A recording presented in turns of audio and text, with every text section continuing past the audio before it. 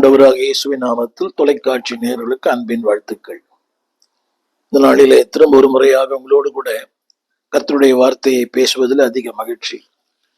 ஒவ்வொரு நாளும் இந்த தொலைக்காட்சி நிகழ்ச்சிகள் இந்த ஊடகத்திலே இந்த சேனல் ஒளிபரப்பப்படுகிறது.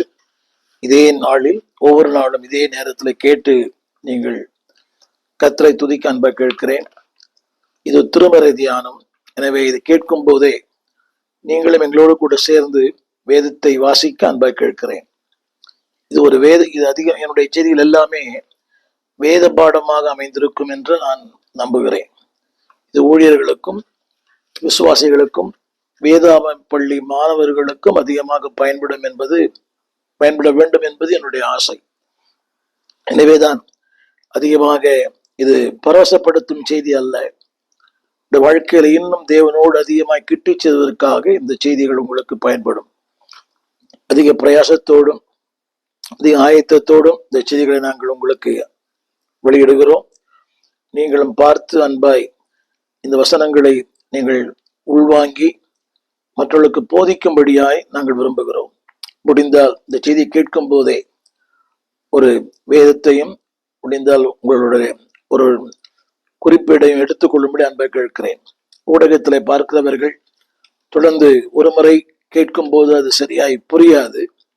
இரண்டாவது முறையும் கேட்க அன்பாய் கேட்கிறேன். இந்த நாளின் செய்தி என்னவென்றால், ஆவியானவருடைய ஆளுகை, மனித வாழ்க்கையில் ஆவியானவருடைய ஆளுகை. இந்த வேதத்துல தேவனுக்கு ஏராளமான பெயர்கள் கொடுக்கப்பட்டிருக்கிறது. அதாவது 100க்கும் மேற்பட்ட பெயர்கள் இருக்கிறது வேதத்துல. அது அதிகமாக தெரிந்தது ஏலோகிம், அதோனாய், ஜெகோவா, அதாவது சர்வ வல்லவர், சர்வ ஞானி, சர்வ வியாபி. இதெல்லாம் நமக்கு தெரிந்த ஒரு வசனங்கள் தான். அந்த ஒவ்வொரு வார்த்தைகளுக்குள்ளுமே ஒரு அர்த்தம் இருக்கிறது. ஒவ்வொரு வார்த்தைக்குள்ளுமே அதுல ஒரு விளக்கம் இருக்கிறது. அதோனாய், அவர் சர்வ வல்லவர். யெகோவா ஈரே, எல்லாவற்றையும் பார்த்து கொள்ளுகிறவர். எபினேசர், இம்மட்டும் உதவி செய்தவர். இம்மானுவேல், நம்மோடு கூட இருக்கிறவர். ஒவ்வொரு பெயருக்குமே ஒரு அர்த்தங்கள் உண்டு. அந்த அர்த்தங்கள் ஏதோ நீங்கள் புரிந்து கொள்ள வேண்டும் என்பதற்காக அல்ல, வாழ்க்கையில் அது உங்களுக்கு பயன்பட வேண்டும். எபினேசர், இம்மட்டும். கடந்து வந்த எத்தனையோ பாதைகள், கண்ணீரின் பாதைகள், அழுகையின் பாதைகள், பள்ளத்தாக்கின் பாதைகள், அதெல்லாம் எபினேசர் நம்மோடு கூட இருந்தார். கடந்த வாரம், கடந்த மாதம், கடந்த வருடங்கள் எபினேசர் நம்மோடு இருந்தார். எபினேசர் இந்த வார்த்தைக்கு தேவன் நம்மோடு இருந்தார். இம்மானுவேல், தேவன் நம்மோடு இருக்கிறார். அவர் மாத்திரம் இல்லை என்றால் இந்த பூமியிலே வாழ முடியாது. ஒரு நாளை தொடங்கி ஒரு நாளை முடிப்பது என்பது அவரால் மட்டும்தான் முடியும். அது அவரோடு கூட இருக்கிறனாலதான் முடியும். இல்லை, சாத்தியமே இல்லை. நாள்தோறும் மரணங்களை பார்க்கிறோம், நாள்தோறும் விபத்துக்களை பார்க்கிறோம், நினைத்து பார்க்க முடியாத சம்பவங்கள் எல்லாம் பார்க்கிறோம். இதெல்லாம் எதை சொல்லுகிறது என்று சொன்னால், மனித வாழ்க்கை நிலையற்றது. இம்மானுவேல், தேவன் நம்மோடு எப்போதும் இருக்கிறார். எந்த சூழ்நிலையிலும், ஆழியிலும் உயரத்திலும், பள்ளத்தாக்கிலும் பர்வதத்திலும் அவர் நம்மோடு கூட இருக்கிறார். மனிதர்களற்று நம்மை விட்டு போகலாம், உறவுகள் மாறலாம், உலகங்கள் மாறலாம், ஆனால் இம்மானுவேல் நம்மோடு எப்போதும் இருக்கிறார். யெகோவா ஈரே, எல்லாவற்றையும் பார்த்து கொள்ளுகிறவர். அவருக்கு பல பெயர்கள் இருக்குது. அதோனாய், ஏலோகிம், இப்படி சர்வ ஞானி, சர்வ வியாபி, சர்வ வல்லவர். இந்த நாளிலே என்னுடைய செய்தி என்னவென்றால், அன்பானவர்களே, அந்த வார்த்தைகள் எல்லாமே நம்முடைய வாழ்க்கையிலே அதை செயல்படுத்த விரும்புகிறார். யெகோவா ஈரே, எல்லாவற்றையும் பார்த்து கொள்ளுகிறவர். அவர் பார்த்து கொள்ளும்படி விரும்புகிறார். அந்த வார்த்தை வெறும் வார்த்தையாக அல்ல, உங்கள் வாழ்விலும் என் வாழ்விலும் அது மெய்ப்பொருளாய் தேவன் நிரூபிக்க விரும்புகிறார். இன்னைக்கு அநேக நேரங்களிலே நாம் அந்த தேவன் நிரூபிப்பதற்கான சந்தர்ப்பங்களை நாம் தேவனுக்கு கொடுப்பதில்லை. We take our own place. We take our own decision. நாமே எல்லாவற்றையும் முயற்சி பண்ணுகிறோம். அப்படி இல்லை அன்பானவர்களே. தேவனுக்கு நீங்கள் அந்த வாய்ப்பை கொடுத்து பாருங்கள். தேவன் உங்களை அவருடைய வார்த்தை உறுதிப்படுத்துவார். யெகோவா எல்லாம் பார்த்து கொள்ளுவார். குடும்பம், ஊழியம், நிகழ்காலம், எதிர்காலம் எல்லாவற்றையும் அவர் பார்த்து கொள்ளுவார். இந்த நாளிலே அதே போல இயேசு தேவன் நம்மோடு இருக்கிறார். உலகத்தின் பாவங்களை நீக்கி ரட்சிக்கிறவர். ஒவ்வொரு வார்த்தைக்கும் ஒரு பெயர்கள் உண்டு. இன்றைக்கு கடந்த நாட்களிலே தேவனுக்கு இருந்த பெயர்கள், அதே தேவன் பரிசுத்த ஆவியானவருக்கு பல பெயர்களை கொடுக்கிறார். இன்றைக்கு ஆண்டவர் சொன்னான், உங்கள் திக்கற்றலாய் விடேன், நான் போகிறேன், ஒரு தேற்றவாளன் உங்களுக்கு அனுப்புகிறேன், அவர்தான் ஆவியானவர். இன்றைக்கு அந்த ஆவியானவருக்கு கொடுக்கிற கணம் கொடுப்பதில்லை. ஆவியானவர் ஒரு வல்லமை, ஒரு வல்லமை அல்ல, ஒரு நபர். எதன் திருமறை சொல்லுகிறது, அவர் துக்கப்படுத்தாதிருங்கள். quench not the spirit. இன்றைக்கு ஆவியானவரை பல துக்கப்படுத்துகிறோம். நம்முடைய வார்த்தைகள், நம்முடைய செய்கைகள், நம்முடைய காரியங்கள் எல்லாமே அவர் வருத்தப்படுத்துகிறது. அதனால என்னை கேட்டுக்கொண்டிருக்கிற அன்பு தேவ பிள்ளையே, ஆவியானவர் ஒரு வல்லமை அல்ல. இன்னைக்கு நிறைய பேர் நினைக்கிறாங்க டு ஜம்ப் அண்ட் டான்ஸ். இல்லை, ஒரு நபர், உன்னோடு கூட இருக்கிறவர், உனக்காக பரிதவிக்கிறவர், உன்னோடு கூட ஒரு உறவாட விரும்புகிறவர். அன்பானவர்களே, பெனியனுடைய புஸ்தகம் குட் மார்னிங் ஹோலி ஸ்பிரிட், அவர் ஒரு நபர், அவர்களோடு கூட இருக்கிறார், அசைவாடுகிறார். அன்பானவர்களே, பழைய ஏற்பாட்டை விட புதிய ஏற்பாட்டில் இருக்கிற நமக்கு அது மேன்மையானது. அந்த நாட்களில் அவர் வந்து போனவர், இன்றைக்கு உங்களோட என்னோட தங்கி தாபரிக்கிறவர். அந்த ஆவியானவருக்கு இந்த புதிய ஏற்பாட்டிலே ஏராளமான பெயர்கள் கொடுக்கப்பட்டிருக்கிறது. தேவன் பல நிலைகளிலே தன்னை வெளிப்படுத்த விரும்புகிறார். அதைத்தான் இந்த நாளில் உங்களோடு சொல்ல விரும்புகிறேன். ஆரம்பத்துல சொன்னது போல அந்த பெயர்களிலே சுபாவங்கள் இருக்கிறது. இன்னைக்கு பாருங்க, அவன் பெயர் எப்படியோ அப்படியே அவன் இருக்கிறான். நிறைய பேருக்கு இது புரியல. அதாவது the name reveal the character. நல்லா நீங்க பார்த்து பாருங்களேன், அவங்க பேர் எப்படி அப்படிதான் அவங்க இருப்பாங்க. அதனால இந்த தேவன் கொடுக்கிற ஒவ்வொரு பெயருக்குமே ஒரு சுபாவங்கள் உண்டு. அந்த சுபாவங்கள் உங்களுக்குள்ளும் எனக்குள்ளும் இருக்க வேணும் என்று தேவன் விரும்புகிறார். இப்படி சொல்லுவேன், அந்த சுபாவங்களை உங்கள் மூலமாக என் மூலமாக இந்த உலகத்துக்கு வெளிப்படுத்த வேண்டும் என்று தேவன் விரும்புகிறார். இதுதான் தேவனுடைய விருப்பம், தேவனுடைய வாஞ்சை. இன்றைக்கு அந்த விருப்பத்தையும் வாஞ்சையும் நம்மால் புரிந்து கொள்ள முடியவில்லை. அது மட்டுமல்ல, அவருடைய சுபாவங்களை உங்கள் மூலமாக வெளிப்படுத்த விரும்புகிறார். அதுதான் அவருடைய விருப்பம். God wants to reveal his character in you and through you. ஒரு ஆவியானவர் கொடுக்கப்பட்டிருக்கிற ஒரு 10 பெயர்களை உங்களோடு நான் பகிர்ந்து கொள்ளப்படி விரும்புகிறேன். முதலாவதாக the spirit of truth. ஆவியானவருக்கு முதல் பெயர் அன்பானுடைய சத்தியத்தின் ஆவியானவர். யோவான் சுவிசேஷம் 14ஆம் அதிகாரம் 17ஆம் வசனம். அந்த வசனம் எப்படி சொல்கிறது, உலகம் அந்த சத்திய ஆவியானவரை காணாமலும் அறியாமலும் இருக்கிறபடியினால் அவரை பெற்றுக்கொள்ள மாட்டாது. அவர் உங்களோடு வாசம் பண்ணி உங்களுக்குள்ளே இருப்பதால் நீங்கள் அவரை அறிவீர்கள். அந்த வார்த்தையை நான் படிக்க விரும்புகிறேன். சத்திய ஆவியானவர், அவருக்கு பெயரே சத்திய ஆவியானவர். ஆங்கிலத்தில் பயன்படுத்தப்பட்ட வார்த்தை the spirit of truth. அன்பானுடைய சத்திய ஆவியார் இருப்பாரானால் சத்தியம் உங்களுக்குள் இருக்கும், உண்மை இருக்கும், நேர்மை இருக்கும், வாழ்க்கையிலே எல்லாமே சரியா இருக்கும். the truth. அதுக்கு என்ன காரணம் என்றால், கவனிங்க, ஏன் சத்திய ஆவியானவர் நமக்கு கொடுக்கப்பட்டிருக்கிறார்? You should not be deceived. இன்றைக்கு நாம் ஏமாற்றப்படுவதற்கு ஏராளமான காரியங்கள் இருக்கிறது. உலகத்தால், மனிதரால், அறிவினால், சூழ்நிலைகளால், இந்த ஊடகத்தால் ஏமாற்றப்படுகிறோம். It takes lot of our time. அதாவது நான் சொல்ல வந்த வார்த்தை should not never be deceive. ஒரு நாளும் ஏமாற்றப்படக்கூடாது. நான் ஏமாந்திருக்கிறேன், மனிதர்களாலே, உறவுகளாலே, சொந்தங்களாலே, அன்பானவர்களே, நாம் துணை என சொன்னவர்களாலே. அப்ப இந்த சத்திய ஆவியானவர் ஏன் கொடுக்கப்படுகிறார்? 2 காரணங்கள். வேதத்தை அறிய, தேவனை அறிய, உலகத்தை அறிய, மனிதர்களை அறிய. அந்த வார்த்தை சொல்லுகிறேன், சத்திய ஆவியானவர். இப்படி சொன்ன புரியும். ட்ரூத். சத்தியம் என்று இருந்தால் உலகத்திலே அசத்தியம் என்று இருக்கும், உண்மை என்று இருந்தால் பொய் என்று இருக்கும். இந்த உலகமே அப்படித்தான், பொய் கலந்த ஒரு உலகம். வேர் தேர் இஸ் எ ட்ரூத். சத்தியம் பாருங்க, நம்ம சத்தியத்தை பேசுகிறோம், அதை கேட்கிற மக்கள் மிக குறைவு. இந்த பொய்யை நம்புகிற மக்கள் தான் ஏராளம். தெரியும், நம்முடைய தேசத்துல அங்கே கடவுள் கண் திறக்கிறார், இங்கே பால் ஊற்றப்படுகிறது, அங்க என்னென்னவோ சொல்றாங்க. அங்கே பேசுகிறார். கண் திறந்தது, பால் வடிகிறது. ஜனங்க அதுக்கெல்லாம் ஓடி ஓடி இருக்கிறாங்க. பார்த்தீங்களா? ஒரு ஆள் பார்த்துருப்பீங்க. 50 ஆண்டுகள் முன்பாக இல்லாத ஒரு ஒரு தெய்வம். லட்சக்கணக்கான மக்கள் பார்த்தார்கள். யோசித்து அந்த கடவுள் அங்கதான் இருக்கிறார். அப்படின்னா இன்றைக்கு ஜனங்கள் பொய்ய நம்புகிறார்கள். பாருங்கள், 36 மணி நேரம் பஸ்ல இருக்கிறார்கள். ஆனா சபையில ஒரு 10 நிமிஷம் செய்தி அதிகமாயிடுச்சுன்னா முகம் சுளிக்கிறது. 36 நிமிஷம் கால் கெடுக்க நிற்கிற அவர்களுக்கு முகம் சுளிக்கல. இப்ப அதாவது பொய்க்கு இருக்கிற மதிப்பு சத்தியத்துக்கு இல்லை. ஈவன் திருச்சபைகளில் இந்த கவர்ச்சி, இந்த கிருபை, செழிப்பு, இதை நம்புகிற மக்கள் ஏராளம். அங்க திரளாய் மக்கள் வருகிறார்கள். நமக்கே ஆச்சரியமா இருக்குது. வாகனங்கள் நிறுத்த இடமில்லாத அளவுக்கு மக்கள் வருகிறார்கள். ஜனங்களுக்கு அது ஒரு கவர்ச்சி. அது நீடிக்குமா இருக்குமா என்பது தெரியாது. அன்பானவர்களே, மிகப்பெரிய தேவமனிதனாகிய பெனியின் சொல்லுகிறார், இதுவரை நான் பிரசங்க செய்திகள் தவறு, அறியாமல் நான் அப்படி பேசிட்டேன். இந்த செழிப்பு, கிருபை எல்லாம் தவறு. இன்னைக்கு நிறைய பேர், நிறைய ஊழியக்காரர்கள் கன்விக்டட்.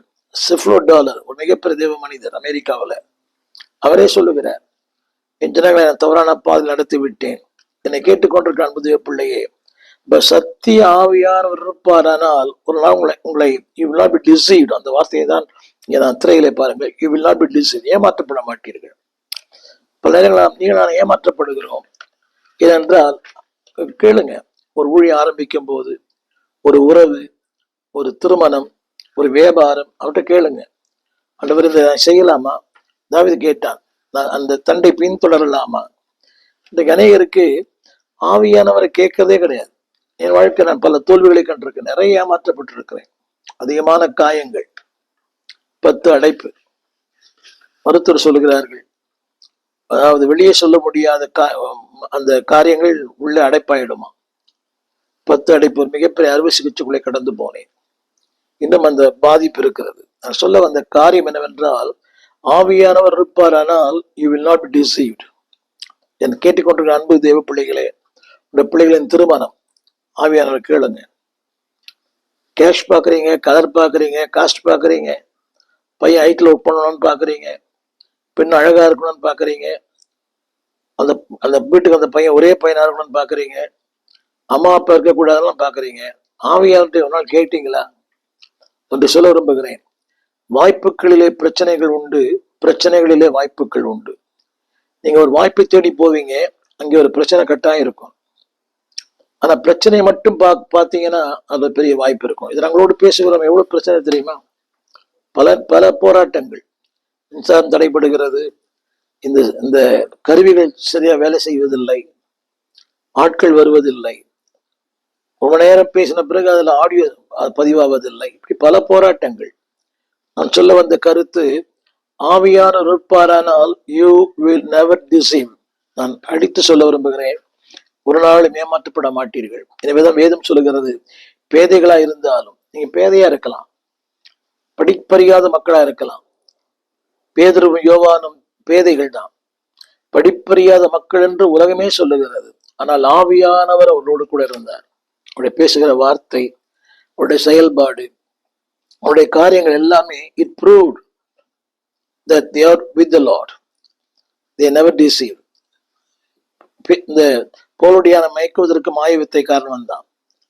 எத்தனையோ பேர் நம்மை மயக்குவதற்கு பல சக்திகள் இருக்கிறது. பக்தன் பாடினது போல, என்னை எதிர்க்கும் சக்திகள் பல உண்டு.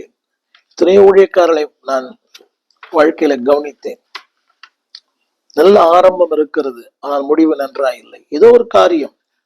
அதற்கு அவர் சொல்லுகிற விளக்கங்கள் வேறு. சந்தர்ப்பம், சூழ்நிலை, என் தனிமை, என்னை அப்படி சிக்கி விட்டார்கள். அதெல்லாம் உண்மையா இருக்கலாம்.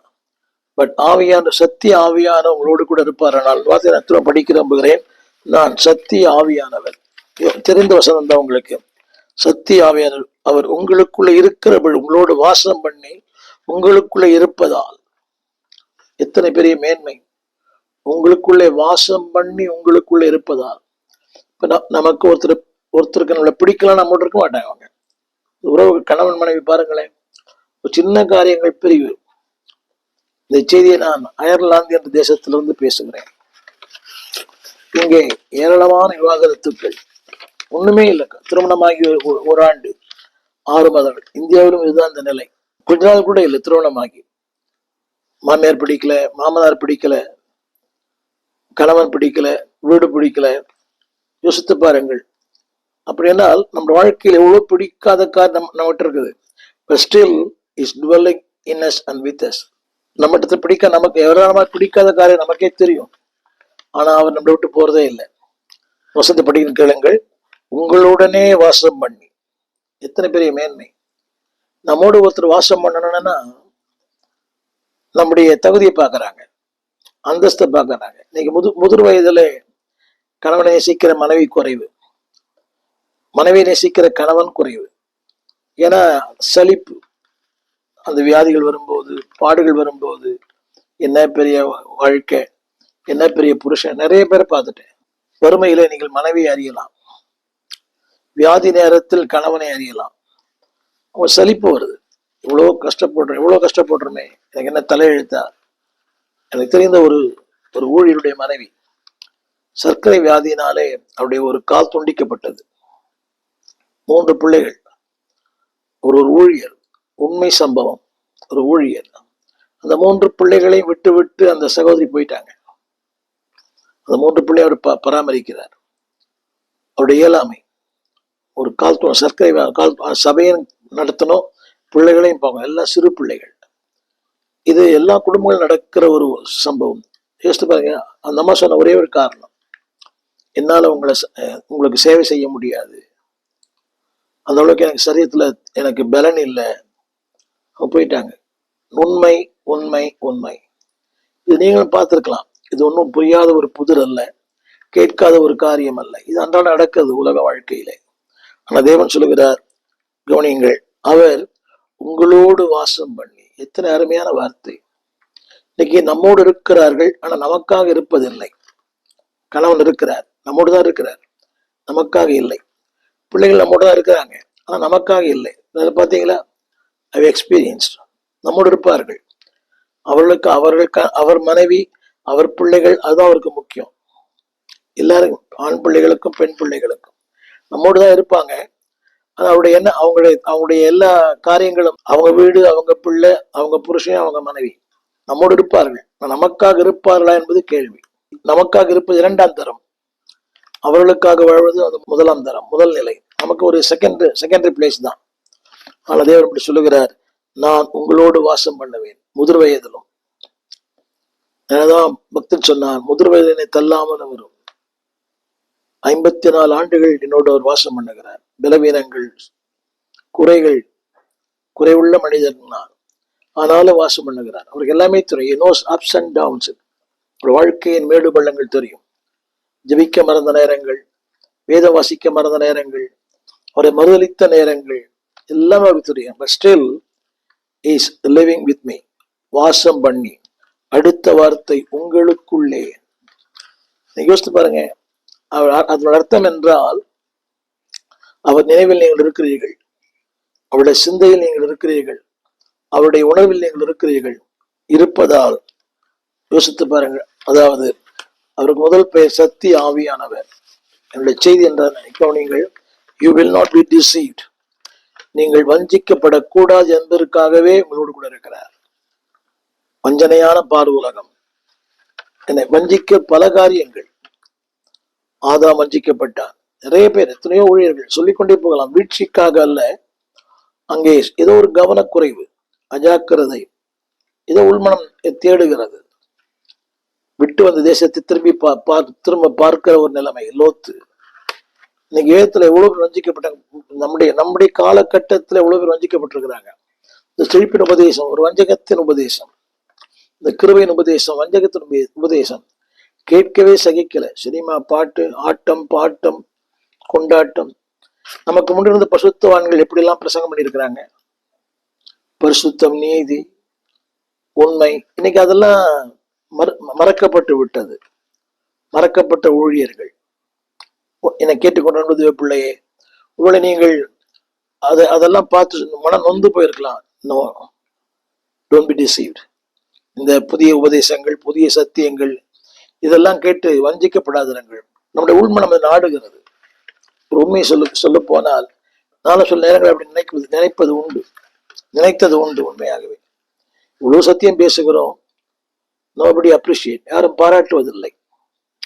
இவ்வளவு சத்தியம் பேசுகிறோம், யாரும் அதை அதை அதை கனம் பண்ணுவதில்லை. இவ்வளவு சத்தியம் பேசுகிறோம், யாரும் அதை குறித்து அக்கறை பாராட்டுவதில்லை. ஆனால் பாருங்களேன், ஒரு ஒரு ஒரு மெசேஜ் போட்டு அடுத்த நிமிஷமே ஆயிரக்கணக்கான பார்வையாளர்கள். ஒண்ணுமே இல்லை. ஜெட்டு வாங்குவேன், இது பஸ்ல போற காலம் அல்ல, ட்ரெயின்ல போற காலம் அல்ல, ஜெட்ல போற காலம். எனக்கும் கீழே உள்ளவர் கோடி. போயிட்டு பாருங்க, அந்த காசு யார் காசு? அது அடுத்த வேலை சாப்பாடு இல்லாம இருந்தோம். 10:23 சொல்லுது, கடைத்தரவில் சும்மா இருந்து கொண்டிருந்தோம். கடைத்தரவிலே சும்மா இருந்த நம்மை தேவன் அழைத்தார், அபிஷேகம் பண்ணினார், நிலைக்கு உயர்த்தினார். அதுவா நம்முடைய வாழ்க்கை? கேட்டா டைம் சேவிங் இல்லை, அது உலக ஆடம்பரம். என்னை கேட்டுக்கொண்டு என்பது ஊழியர்களே, டோன்ட் பி டிசீவ்டு. நிறைய ஊழியர் வந்து பாருங்க, அதாவது it's a cunning trick played by the devil. அதாவது அதுல பொறுப்பு, இதுல தலைவர், அதுல நீங்க ஒரு ஊழியக்காரர் 25 இயக்கங்களில் இருக்கிறார். அந்த இயக்கம், இந்த இயக்கம், அந்த குழு, இந்த குழு, அந்த சினாட், இந்த சினாட், அதுல ஒரு காலம் போயிடும். வேதம் வாசிக்கவோ, ஜெபிக்கவோ, சத்தியத்தை ஆராயவோ எப்படி நேரம் இருக்கும்? Monday to Saturday busy busy busy. அவர் எல்லா கூட்டத்திலும் அவரை பார்க்கலாம், அவர் இல்லாத இடமே இல்லை. அவர் அதுவும் மேடையிலே இருப்பார். அவர் எப்போ ஒரு தியானம் பண்ணுவார்? எனக்கு அது புரியல. Don't be deceived. இரண்டாவது, இன்னொரு பெயர் தி ஸ்பிரிட் ஆஃப் ஃபெய்த், விசுவாசத்தின் ஆவியானவர். வாசிக்கிறேன், 2 கொரிந்தியர் 4ஆம் அதிகாரம் 13ஆம் வசனம். 2 கொரிந்தியர் 4ஆம் அதிகாரம் 13ஆம் வசனம். அந்த வசனம் சொல்லுகிறது, விசுவாசித்தேன் ஆகையால் பேசுகிறேன். இது நம்மால முடியாது, ஆவியானவர் மட்டும்தான் முடியும். அவனோட விசுவாசிக்கிறேன் என்று சொன்னால் அந்த விசுவாசத்துக்கு காரணமே அவர் தான். ஆவியானவர் இல்லாம ஒன்றை விசுவாசிக்க முடியாது. அந்த வார்த்தை சொல்லுகிறது, அது ஒரு வார்த்தை, விசுவாசத்தின் ஆவியை உடையவர்களாயிருந்து, the spirit of faith, விசுவாசத்தின் ஆவியை உடையவர்களாயிருந்து விசுவாசிக்கிறபடியினால் பேசுகிறோம். இந்த வார்த்தை சற்று நிதானமாய் கேட்கிறேன். விசுவாசத்தின் ஆவியை உடையவர்களாயிருந்து விசுவாசிக்கிறபடியினால் பேசுகிறோம். அப்போ விசுவாசத்திற்கு காரணமே விசுவாசத்தின் ஆவியானவர், the spirit of faith. முதல்ல சொன்னேன், the spirit of truth, இது spirit of faith. அது எதற்காக என்று சொன்னால், அன்பானவர்களே, never discourage. முதல்ல சொன்னேன், never deceived. இரண்டாவது, never discourage. சோர்வு என்பது எல்லாருக்கும் வருகிறது. அடிக்கடி சோர்ந்து போகிறோம். ஆபத்து காலத்துல சோர்ந்து போகிறோம். நானும் சோர்ந்து போகிறேன். அதிகமாக ஆண்டவர் பார்த்து கேட்கறது, எனக்கே ஆண்டவர் இந்த இப்படிப்பட்ட காரியங்கள். ஒரு சில ஆண்டுகளுக்கு முன்பாக பயங்கர போராட்ட ஊழியத்துல கூட இருந்தவர்களை கொடி பிடித்து மிரட்டல் என்னென்னவோ இந்த ஃபேஸ்புக்ல, யூடியூப்ல போட்டு தள்ளிட்டாங்க. அதை நான் பார்க்கல, மற்றவங்க பார்த்து என்கிட்ட சொன்னாங்க, இப்படி போட்டுருது உங்களை பற்றி. யோசித்து பாருங்களேன். கூடவே இருந்தவர்கள், கூடவே இருந்து நன்மைகளை பெற்றவர்கள். அப்படியானால் அந்த விசுவாசத்தை நான் தெரியுமா, நாட் டு டிஸ்கரேஜ். சோர்வு எல்லாருக்கும் வருகிறது. சோர்ந்து போகாத மனிதர்களே இல்லை. எனவேதான் பக்தன் பாடினார், சோர்ந்து போகாதே. நான் ஒரு மகாபெரிய தேவ மனிதரோடு கூட 16 ஆண்டுகள் நான் பணியாற்றினேன். ஒரு மாபெரும் தேவ மனிதர் அவர். பல சபைகளை ஸ்தாபித்தார். 2000 ஊழியர்களை உருவாக்கின ஒரு தேவ மனிதன். இன்றைக்கு இருக்கிற பிரபலங்கள் எல்லாமே அவரால் உருவாக்கப்பட்டவர்கள் தான். அவருக்கு ஏராளமான சோர்வு, குடும்பத்துல, ஊழியத்துல. அன்பான சோர்வு இல்லாத மனிதர்களே இல்லை. உங்களுக்கு எல்லாம் தெரியும், எலியா முதற்கொண்டு இன்றைக்கு இருக்கிற எல்லாருமே. தேமா என்னை விட்டு அவன் போனான். யோசித்து எவ்வளவு சோர்ந்து போயிருப்பார் இல்லையா அவரு. பவுல் உருவாக்கி உறுப்பு ஏற்படுத்தி ரட்சகர் இயேசு, அவர் களைப்படைந்தார். சோறு வேற, களைப்பு வேற. யோசித்து பாரு, நம்மளோடு இருந்தவங்க உங்களுக்கு நம்பிக்கை துரோகம் பண்ணும் போது அவரா சொன்னார், அவர் தான் சொன்னார். யாரை அதிகமா நம்புகிறோமோ அவரால் நாம் ஏமாற்றப்படுகிறோம். இதுதான் உலகம். பட் தேவன் சொல்லுகிறார், டோன்ட் பி டிஸ்கரேஜ். முதல்ல சொன்னேன், டோன்ட் பி டிசீவ்ட். இரண்டாவது, டோன்ட் பி சோர்ந்து போக வேண்டாம். எனவேதான் இவரை வாசிக்கிறோம், நமக்கு முன்னிருந்தவர்களுக்கு தான் நடந்தது. எனவே நீங்கள் இளைப்படையாமல் அன்பாருடைய தொடர்ந்து பயணம் செய்யுங்கள். Don't be discourage. மூன்றாவது சொல்ல விரும்புகிறேன், த ஸ்பிரிட் ஆஃப் கிரேஸ், அதாவது கிருபையின் ஆவியானவர். எபிரேயர் புஸ்தகம் 10:29. எபிரேயர் 10:29.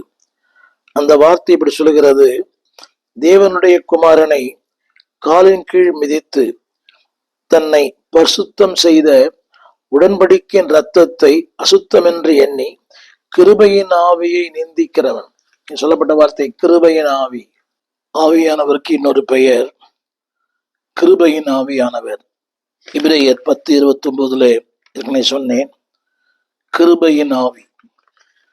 ஏன் அந்த ஆவியை தருகிறார் என்று சொன்னால், not to disaster, not to dissatisfaction. முதலாவது சொன்னேன், டிசீவ்ட். இரண்டாவது, நாட் டு பி டிஸ்கரேஜ். மூன்றாவது, நாட் டு டிசாட்டிஸ்ஃபேக்ஷன். இன்றைக்கு திருப்தியற்ற உலகத்தில் வாழ்கிறோம். மனிதர்களுக்கு திருப்தியே இல்லை. திருப்தியற்ற உலகத்தில் வாழ்கிறோம். இன்றைய மனிதர்களுக்கு திருப்தியே இல்லை. இதைத்தான் திருமறை சொல்லுகிறது, காண்கிறதுனால் கண் திருப்தி ஆகிறதில்லை, கேட்பதனால் செவி நிரப்பப்படுவதில்லை. இன்றைய மனிதன் திருப்தியற்ற உலகத்தில் வாழ்கிறான். எதிலுமே திருப்தி இல்லை. பாருங்களேன், பணப்பிரியன் பணத்தினால திருப்தி ஆவதில்லை, செல்வப்பிரியன் செல்வத்தினால திருப்தி ஆவதில்லை. திருப்தியற்ற உலகத்துல வாழ்கிறோம். இன்னைக்கு யாரு கேட்டு பாருங்க, திருப்தியே இல்லை. எப்படி இருக்கிறீங்க? ஏதோ இருக்கிறேன். சாப்பிட்டீங்களா? ஏதோ சாப்பிட்டேன். இப்படி ஊழியம் எப்படி இருக்குது? ஏதோ இருக்குது. யோசித்து பாருங்கள், அந்த பிரசங்கம் எப்படி இருந்துச்சு? ஏதோ சுமாரா இருந்துச்சு. அப்படியானால் திருப்தியற்ற ஒரு உலகம். ஒரு சொன்னார், இன்றைய உலகத்தை திருப்தி இல்லாத 2 வயிறு. ஆனா இன்றைய மனிதர்கள் திருப்தியே இல்லை. சில பேருக்கு பாருங்க, எவ்வளவு கொடுத்தா கூட திருப்தி இல்லை. உலக வங்கியை கொடுத்தா கூட சில பேருக்கு திருப்தி இல்லை. ஏன் அந்த கிருபை நாவை தருக என்று சொன்னால், நல்ல கவனிங்க, நாட் டு டிசாட்டிஸ்ஃபைடு. அதாவது இன்னைக்கு திருப்தியற்ற உலகத்துல வாழ்கிறோம். அந்த கிருபை என்ன செய்கிறது சொன்னால், அந்த வார்த்தையை கவனிக்க நான் சொல்லுகிறேன், கிருபையின் ஆவி.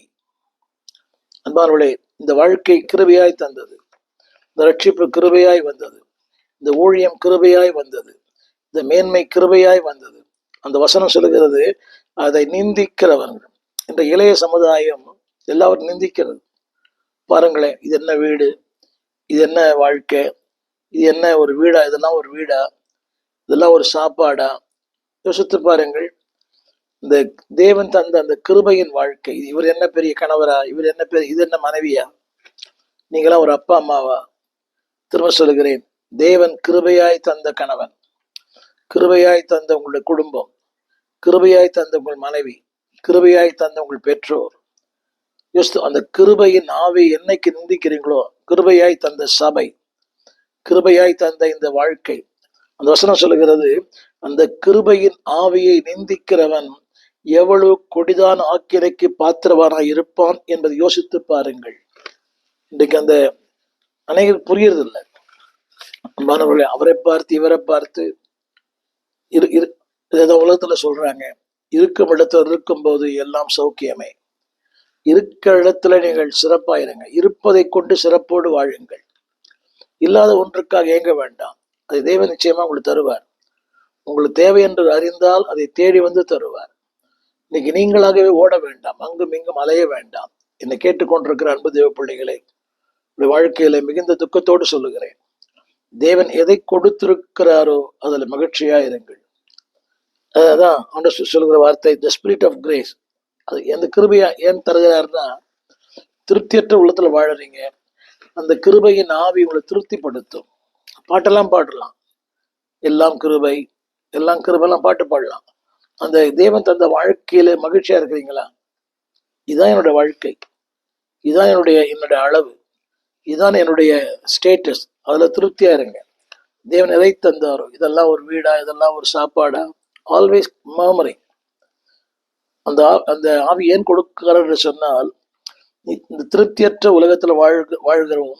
திருப்தியற்ற உலகத்திலே திருப்தியாய் வாழ்வதற்கு தேவன் தந்த ஒன்று கிருபையின் ஆவி. அந்த கிருபையின் ஆவி இருக்குமானால் உங்களுக்குள்ள திருப்தி இருக்கும். அது எப்படி சொன்னா உங்களுக்கு புரிய நினைக்கிறேன். அது திருப்தியை கொடுக்கிற ஒரு ஆவியானவர். உண்மையான ரட்சிப்பு எங்க இருக்குதுன்னா, அது திருப்தியா யார் கொடுத்துருக்கிறாங்களோ அவங்கதான் கிருபையின் ஆவிக்கு சொந்தக்காரர்கள். இன்னைக்கு கிருபை நினைக்கிறோம்னா பேய் ஓட்டுறது, பிசாசு ஓட்டுறது, பாட்டு பாடுறது, நோ, தட் செகண்டரி. அந்த கிருபையின் ஆவிக்கு எது முக்கியம் என்று சொன்னால், அன்பானவர்களே, அந்த திருப்தி, நாட் டு டிஸ்சாட்டிஸ்ஃபைடு. அதிருப்தி வேண்டாம், அதிருப்தி வேண்டாம். இன்னைக்கு நிறைய பேருக்கு அதிருப்தி, மனிதர்கள் கணவன் மேல அதிருப்தி, மனைவி மேல அதிருப்தி, பெற்றோர் மேல அதிருப்தி இல்லை. தேவன் நம்ம அதிருப்தி அடைந்திருப்பார். ஆனால் இன்றைக்கு நாம் இந்த உலகத்தை வாழ முடியாது. இன்று வரைக்கும் அவர் நம்ம மேல திருப்தியோடு தான் இருக்கிறார். நம்ம ரட்சித்ததற்காக, அபிஷேகம் பண்ணினதற்காக. அன்பு பிள்ளையே, அவர் சாட்டிஸ்ஃபைடு ஆர் டிசாட்டிஸ்ஃபைடு? திருப்தியா இருக்கிறாயா? அடுத்த மிகப்பெரிய ஊழியர்களை, மெகா சபையை பார்க்காதீங்க. அவர் பிஎட்எம்ல வரட்டும், அவர் எப்படியா கூட வரட்டும், ஆடியில கூட வரட்டும், உங்களுக்கு தேவன் என்ன கிருபையை தந்திருக்கிறாரோ அதுல சந்தோஷப்படுங்க. அநேகருக்கு இப்படிப்பட்ட ஒரு எண்ணம், அவரை போல பாட முடியவில்லை, அவரை போல நான் ஆராதிக்க முடியவில்லை, அவரை போல வாசிக்க முடியவில்லை. வேண்டாம், அவர் அவராக இருக்கட்டும், நீங்கள் நீங்களாகவே இருங்கள். கிருபையின் ஆவியை நிந்திக்க வேண்டாம். அதில் சொல்லப்பட்ட வார்த்தை, அன்பானவர்களே, you should not B dissatisfied. ஒரு காலம் அதிருப்தியாக வேண்டாம். நாலாவது சொல்ல விரும்புகிறேன், த ஸ்பிரிட் ஆஃப் ஹோலினஸ். ரோமர் 1:4 அந்த வார்த்தை இப்படி சொல்லுகிறது, கவனியுங்கள். இயேசு கிறிஸ்துவை குறித்து தேவன் தம்முடைய தீர்க்கதரிசிகள் மூலமாய் பரிசுத்த வேதாகமங்களில் முன்னே தம்முடைய சுவிசேஷத்தை பற்றி வாக்கு தத்தம் பண்ணினபடியே கர்த்தராகிய இயேசு கிறிஸ்துவானவர். அதில் நான் ஒரு வசனத்தை வாசிக்கிறேன். தீர்க்கதரிசிகள் மூலமாய் பரிசுத்த வேதாகமங்களின் முன்னே. உங்களுக்கு புரியாது நினைக்கிறேன். பரிசுத்த வேதாகமங்களில் முன்னே. ஆங்கிலத்துல இந்த வார்த்தை இப்படி பயன்படுத்தப்பட்டிருக்கிறது, த ஸ்பிரிட் ஆஃப் ஹோலினஸ். திரையில கூட பாருங்கள். தமிழ் வேதத்துல பரிசுத்த வேதாகமங்களின் முன்னே. அப்படியானால் அந்த ஆவியான, இப்படிப்பட்ட ஆவியானவர் பரிசுத்த ஆவியானவர். இந்த கொடுக்கணும். நான் ஏன் அது அது அந்த பரிசுத்தத்தை தருகிறேன்னு சொன்னால், நாட் டிஃபைல்டு. உலகத்திலே நாம் தீட்டுப்படத்தக்கதான பல காரியங்கள், அன்றை விட இன்றைக்கு கொடிய காலங்கள். நான் எழுதுவழில் ஆண்டு அறிந்தேன். அன்றைக்கு பாவத்திற்கான வாய்ப்புகள் மிக குறைவு. இன்றைக்கு பாவத்திற்கான வாய்ப்புகள் அதிகம். எங்கும் பாவம், இதிலும் பாவம். ஒரு நாளை தொடங்கி ஒரு நாளை முடி பரிசுத்தமாய் வாழ்வது என்பது மிகப்பெரிய சவால். அந்த தேவன் சொல்லுகிறார், பரிசுத்த வேதாகமங்களில் முன்னே. நம்ம அந்த தமிழ்ல வித்தியாசமா இருக்கிறது, ஆங்கிலத்துல இந்த வார்த்தை இருக்குது, த ஸ்பிரிட் ஆஃப் ஹோலினஸ். திரையில் கூட பாருங்கள். அன்று ஏன் தருகிறார் சொல், நாட் டிஃபைல்டு, தீட்டுப்படுத்த கூடாதபடி. தானியேல் தன்னை தீட்டுப்படுத்தாதபடி, யோசேப்பு தன்னை தீட்டுப்படுத்தாதபடி, நெகேமியா தன்னை தீட்டுப்படுத்தாதபடி. யோசித்து பாருங்களேன். அவங்களுக்கு வாய்ப்புகள் இருந்தது, சந்தர்ப்பங்கள் இருந்தது, அதற்கேற்ற வசதிகளும் இருந்தது. ஆனால் they never defiled, தன்னை தீட்டுப்படுத்தாதபடி. தீட்டுப்படுத்தாமல் சொன்னா சரீரத்துல இல்லை, ஆவியில, எண்ணங்கள்ல, சிந்தையில. எனவே ஆண்டவர் சொன்னார், இச்சையோடு பார்க்கிற எவனும். இன்றைக்கு அந்த தீட்டுப்படுவதற்கான நிறைய வாய்ப்புகள் இருக்கிறது. ஆவியானவருடைய மிகப்பெரிய வேலை என்னவென்றால், நாட் டு டிஃபைல் யூ. உன்னை நீ தீட்டுப்படக்கூடாது என்பதைத்தான் தேவன் விரும்புகிறார். இன்றைக்கு ஒரு சின்ன கேள்வி, உங்க வாழ்க்கை எப்படி இருக்குது? Are defiled or purified? நம்ம எல்லாமே இன்னைக்கு சுத்திகரிக்கப்பட்ட தண்ணி தான் குடிக்கிறோம். ஒரு காலத்துல எந்த தண்ணியும் குடிச்சோம், ஒரு வியாதியும் இல்லை. இன்னைக்கு சுத்திகரிக்கப்பட்ட தண்ணியை குடிச்சு நமக்கு நிறைய பலவீனம் இருக்கிறது. ஆனா தேவன் சொல்லுகிறார், I want you to be purified. யாரால் தெரியுமா? ஆவியானவரால. நன்றாக கவனிக்க வேண்டும். ஆவியானவர் இல்லை என்ற அந்த பூமியில பசுத்த வாழ முடியாது. நம்ம எதிர்க்கும் சக்திகள் பல.